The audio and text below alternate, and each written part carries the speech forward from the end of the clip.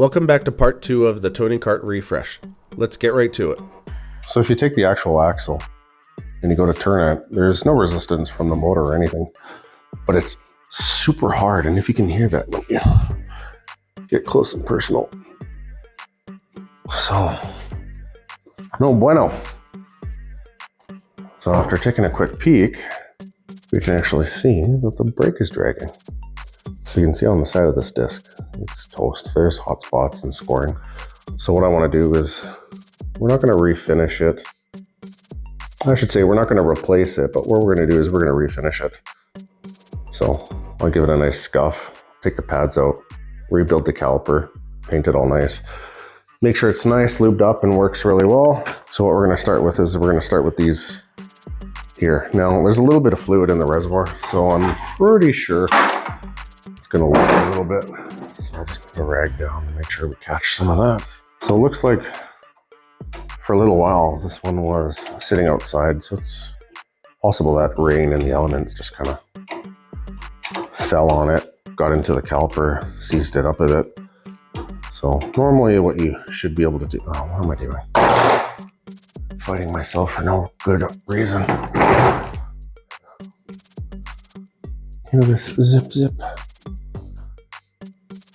I'm gonna give it a cut. There, now it can actually move. Bloody amateur hour.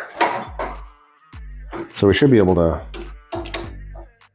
pull the pistons out, clean them up, use a little bit of silicone lube. I think that's what you use.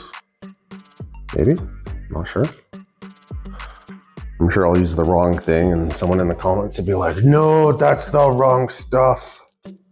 You're supposed to use this stuff. The card is gonna self-explode, implode and explode. It'll go in and then destroy everything around it. Nothing. What in the hell? There's no fluid. Nothing, not even a drip. Okay, so we have a Allen 5 and I'm guessing a 13 or a 14. Let's get some tools. Okay, so this has a concoction of spacers and whatnot. So for this, I'm gonna put some tape around here. I'm gonna show you exactly what I do. Okay, so we got the bolt, a little bit of tape. Doesn't matter what it is. It don't matter. Throw a little bit of tape around there. That's probably excessive, but that's okay. There. Right, and then throw it in the corner and you don't need to worry about it. All right, what do we got now? 14 mil, and then the caliper can come out.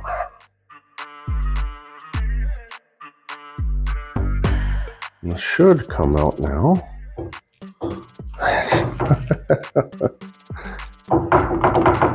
It's stuck on the axle.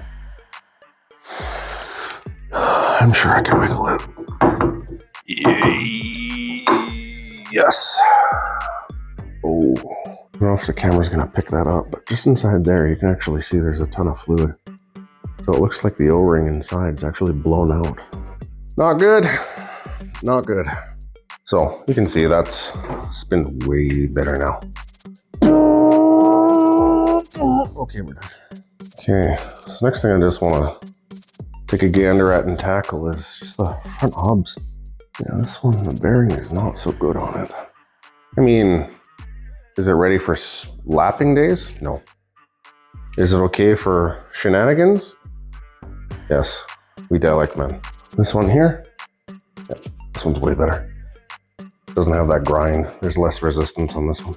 So, worst case, I mean, the bearing can be pulled out and replaced, but you know what? I think we're gonna leave it for now. We'll just concentrate on taking this all apart, making sure it's all nice lubed up, and go from there. This will be okay. All right, time to get the bumper off. Looks like some quick tabs here that are tied shut.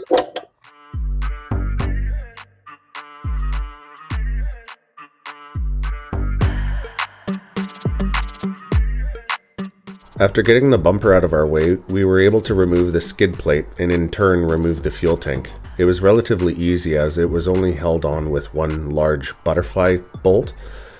Afterwards, we take some time into wiping down the entire chassis with brake clean and a rag, and then going over it again with glass cleaner, just to make sure that everything is nice and clean for us to do the refresh. So the one thing we're gonna have to try to do here is right on the rear disc rotor, you can see how it's gross. Yeah, so what we're gonna do is we're gonna refinish it. Because I'm lazy and still have ghetto ways, got an ingenious idea. What do you think, Taylor? I already told you. I think it'll work good. I guess it's gonna work good. Maybe. If not, well, it will be another financial mistake. Okay, so what we're gonna do is we're gonna put the nut right over top. We're gonna tighten one of the copper nuts. Taylor, if you wanna give it a little snug. Okay, so what Taylor's gonna do is he's gonna slowly, with the impact, spin it. And in turn, you can see the entire rear axle is gonna be spinning. What I'm gonna do is oh no, this is middle boy Milwaukee. Middle boy Milwaukee. So as he's doing that, squint eye protection. Actually, let's turn it to 1. Okay.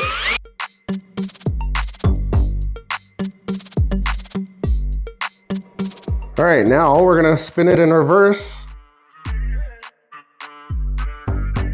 Look at that.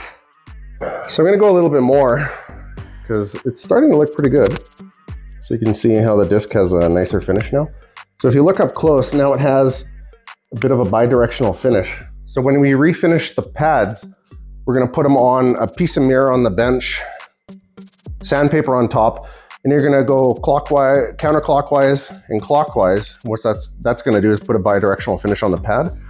So as soon as you end up applying the brakes, the mating surface will be good.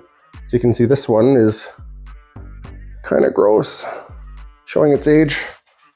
And then this one here, not bad. It's looking good. I think it's looking way better. They're pretty neat.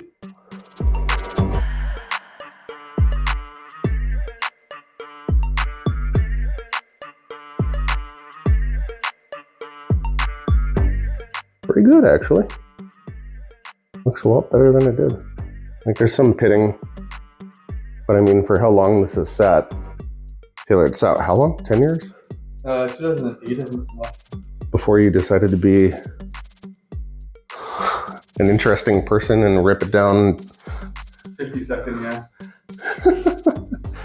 And what happened, Taylor? The cops escorted me home.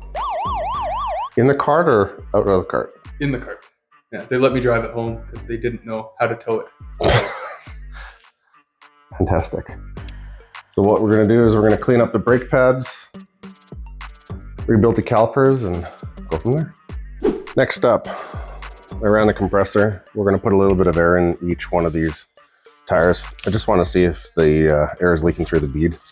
I don't think it would be, but I mean, really, when they've sat for 10 some odd years, who knows?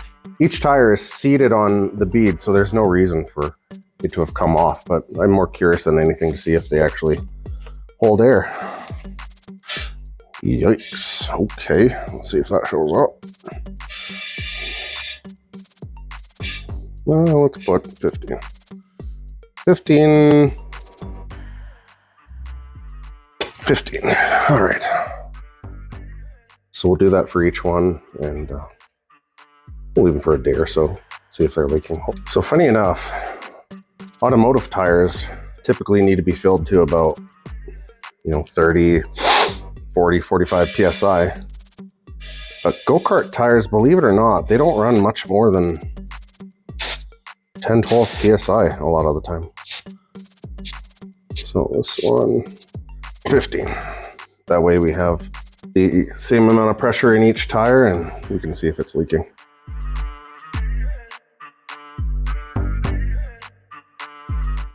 All right, so each one has 15 PSI in it. I don't hear any air hissing. It's usually a pretty good indicator if a tire is leaking, but you know what? No, nothing. I don't hear any air leaking. So what I'll do is I'll put these just to the side on a piece of carpet or something. Good tip is you never want rubber to actually be on concrete. That way you'll actually notice it starts to yellow around the edge and it starts to dry out the tires. So when you're storing tires, try to have them sitting on something, whether it's a piece of wood, even a piece of carpet. When I store vehicles, I always roll the vehicle onto 4 squares of carpet, not directly on the concrete if you can get away with it. Like a 1x4 sheet of wood for each tire. Good to go. All right, so just off camera, I used a heat gun to heat up the muffler here. As you can see, hopefully it shows up. There's a little bit of rust spots on it. So we're gonna use specialty high heat. What is this? Specialty high heat barbecue paint. So reason being is it's just gonna be flat black. It's just gonna be flat black. It's just tough protective enamel, renews, whatever. I mean, it's only, what, +2 today. It's definitely not ideal conditions, but whatever, we're gonna paint it anyways.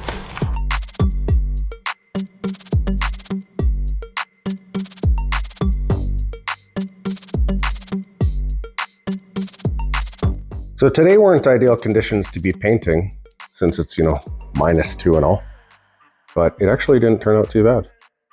No real runs or anything. It's gonna dry up. I think there was one tiny run over here, but you know what? As it's drying smooth, so you'll never notice it. I mean, realistically, I'm gonna be riding it once and it'll probably get dirty and scratched and whatever anyways. So it's not gonna matter. All right, so we get the engine on the bench, and first thing we do is take off the side paneling for the engine and then begin giving it a thorough clean. There was a lot of built up sludge and grime on the side of the engine, and I just wanted to start with a fresh, clean motor for us to refresh, rebuild, and eventually put back into the cart. Okay, so after a quick cleanup, you can actually see, actually it looks quite a bit better. A lot of pieces are nice, shiny. Way down in there you can see the side of the piston. Actually looks okay. A little bit of oil on it. No big deal. Some built-up grime. I'm not going to bother scrubbing this thing perfect. Like that already looks 1,000 times better than it did. The exhaust, apparently it's a bronze color. Who'd have thought? So actually looks good. Mount cleaned up really well. There's dark black from just oil sitting on it, sludge. So what I'm going to do now is I'm going to pull the spark plug just to take a peek. Kind of want to have a better idea as to how the engine was run or how it was running. So I'll pull the spark plug, we'll take a quick look at that, and we'll put a cap full of oil in there, let it sit for a bit. Reason you maybe want to put a cap full of oil on a small engine, or I guess really any engine, is because you would want it to get into the rings. So when you start to try turning it over, it's not going to start dry. Has a little bit of lubrication. This being a 2-stroke engine, it lubricates with fuel. So it's really not going to hurt it if you put a few cc's of oil into the cylinder. I have my trusty syringe here that I fill with just a little bit of synthetic oil. Put it inside here. Maybe we'll put some on the, oh, lovely. We'll put some on the side of the piston as well. Let it soak a bit, turn it over and see how it is. So just to kind of give you a once over, this on the back here, this would end up being the ignition system. So you can see where the wiring goes through the block into the ignition here. So what we'll do is we'll make sure these are all tight. I don't really want to screw with that too much. I'll probably put a paint mark just to ensure that, you know, if by chance it slips out of from where it was, that I can put it back. And on the front side, this here, so you have this cog, this is the clutch. So what happens is once this gets spinning fast enough, fingers actually come out and start to lock up, and then the go-kart will start to accelerate. So without this, you could have what's called a direct drive. So you end up having a sprocket here that'll be directly connected to the chain. However, you wouldn't be able to spin it like this. What you would end up doing is you'd put the chain onto the sprocket, you'd have to start it on a block of wood and put it down and get it going, but the clutch makes it a little bit nicer, a little more tolerable. When I was speaking to Taylor, he mentioned that he had to hold the clutch, or hold the brake in the throttle, just so it wouldn't stall out, but clutch is definitely the way to go. Okay, so this one here, it's got a little bit of oil on the tip of it, nothing too crazy. Looks like an Iridium BR10EIX. So I don't know if you can see the top, but it actually doesn't look so bad. A little wet, a little bit of oil. Hopefully that turns out. I really doubt it, but actually not too bad. I don't really see any deposits or anything. It actually looks like it was running actually quite clean. Yeah, it was running quite clean, and it actually looks like a relatively new spark plug. So I think what we'll do is we'll probably just check the gap on this one and call that good before I put it in. So funny enough, I ended up getting this jug of oil. So Sonic, of course, nobody will ever recognize this. But years ago when I started working at a gas station here, I think in 2000, 2001, I ended up getting that with my first Honda CRX. And in turn, I had it in the back of my RX-7 for the longest time. So seems to be bringing me good luck. I'll just pour a little bit of oil in the cap and pour it into the cylinder. Yeah, so this gives you a better idea. 50cc stat. Quick. So hopefully that shows up on the camera there. Excuse the angle, I'm trying to juggle an engine and the camera itself. So there's a little bit of oil just on the side of the piston. Nothing crazy. Just enough to lube it up, and then it'll sit like that for a bit. I'll probably leave it, I don't know, I'm not really in a rush to be tinkering with this thing, so slowly as I pick away at the project, I will come back to it, but I'll let it soak in a little bit of oil, give it a better chance not to scratch the cylinder walls or scratch the side of the piston. The last thing I need to do is have to rebuild one of these. Prefer not to. Might be cool one day, but that day is not today. My gapping tool decides it wants to run off, so I always just chuck a lanyard on it. So this is supposed to be where is it? 0.8 mil. Let's see where it stops. So on the front here, checking on the back, just shy of 0.8 mil. So the previous owner likely gapped it a little bit close, or closed it up just a hair for whatever reason. I'm not here to reinvent the wheel. Gonna give it a wipe. Plug looks good.